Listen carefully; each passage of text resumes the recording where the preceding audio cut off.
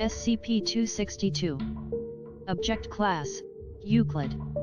Special Containment Procedures: currently, SCP-262 is undergoing review and research to see if it is capable of being used by field agents, and the acquisition of other SCPs monitored use by commander-level authority is preferable. It is inadvisable to allow agents unsupervised usage of SCP-262 at this time. When not in use, SCP-262 is kept in a climate-controlled room at site, guarded by at least 2 Level 2 security personnel. TTT. Description: SCP-262 is a light brown, European military-style greatcoat from a period between the late 1500s to the early 1900s. It is without any specific designations or markings, leading researchers to believe it was an original archetype sample, intended to be submitted to military officials for approval as part of a new uniform design. The pattern was either rejected or lost because it was never implemented. It is made of wool and extends below the knee on most individuals. Carbon dating of the coat fibers has been inconclusive, placing the age of SCP-262 in the range of 6,200 to 6,400 years old. One explanation is that the wool used to create SCP-262 is perhaps thousands of years old, but the coat itself was cut, sewn, and assembled recently. SCP-262 is capable of manifesting numerous arms from within the dark inner lining. When worn, any subject wearing SCP-262 needs only to open the coat to materialize hands and arms, which are somewhat under the subject's control. Most limbs are human in nature and vary in skin tones, length, and strength.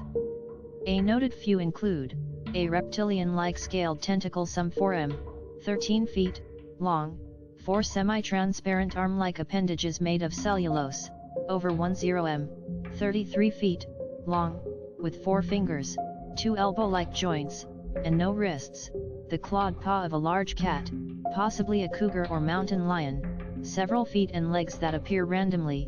The space under SCP-262 is considered to be non-Euclidean in nature and the coat itself divergent from normal dimensions.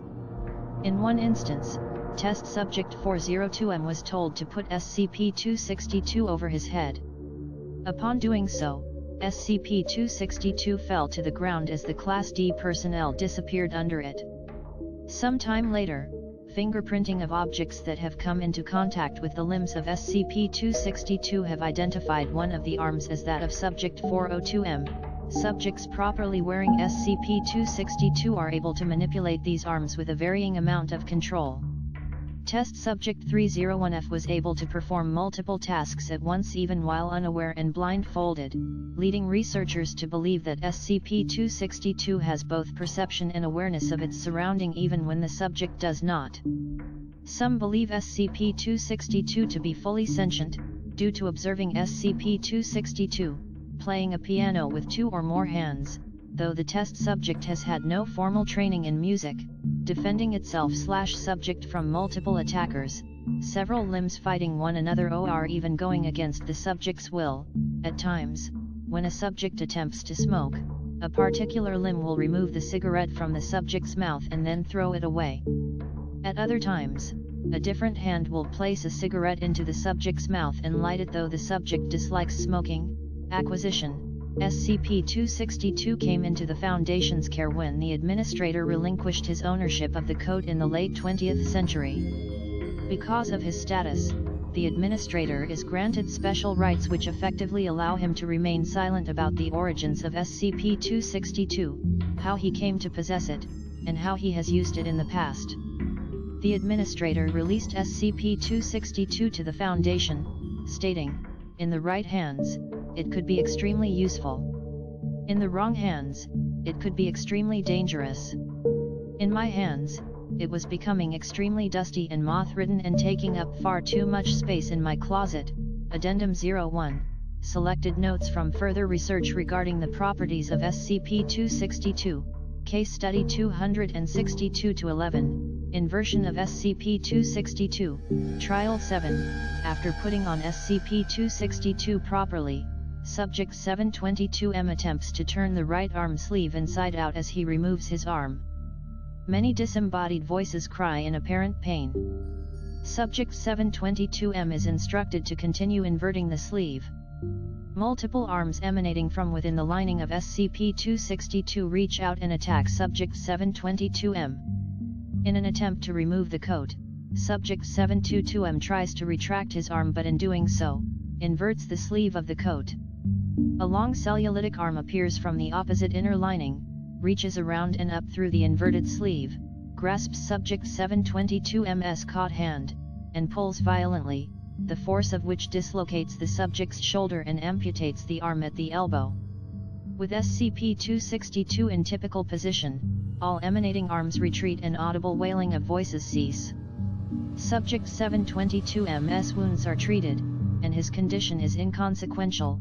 Case Study 262-42, Placement of SCP-262 on a mannequin, Trial 1.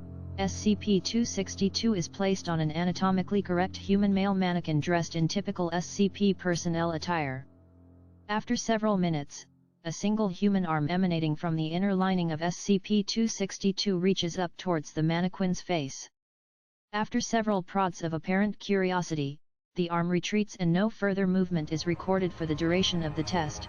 Trial 4. SCP researchers place SCP-262 over the head and shoulders of a similar, but different mannequin. After a few moments, SCP-262 fell to the ground with the entirety of the test mannequin disappearing below it.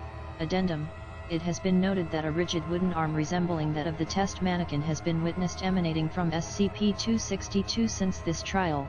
Case Study 262-307, Placement of SCP-262 on a recently deceased human being. Trial 1. Research personnel put SCP-262 onto the body of a recently deceased Class D personnel, recently terminated in an experiment with SCP expunged. The body is whole, unscathed, and mounted into a seated position on a chair. After a few moments, a single human arm emanating from the inner lining of SCP-262 reaches up towards the body's face. After several prods of apparent curiosity, the arm retreats. After several more moments, the body which SCP-262 is on begins shaking violently. A popping and snapping sound is heard, and the deceased's hands, visible at the end of the sleeves, suddenly retract. The body then stills. A human hand reaches up the back of the deceased neck from the collar and pulls the head up into an upright position. Numerous hands and arms crisscross the chest and abdomen and straighten the body. Two cellulitic arms reach down the body's legs and grip the ankles. SCP-262 pulls the body into a standing position as other arms of cellulose come down each sleeve. SCP-262 continues by breaching containment and overpowering security. At the time, MTF Epsilon 9, aka Fire Eaters, were present in the facility to provide reinforcements. Discharging their flame accelerators in an aggressive fashion, members of MTF-E9 were able to corner SCP-262 in a blind hallway. When cornered, a hand from within SCP-262 pulled the coat up and over the head of the body it was using. SCP-262 collapsed to the ground with the body of the Class D personnel disappearing beneath it. It is unknown if the incident was caused by the will of SCP-262 or the will of the body of the recently deceased Class D personnel used.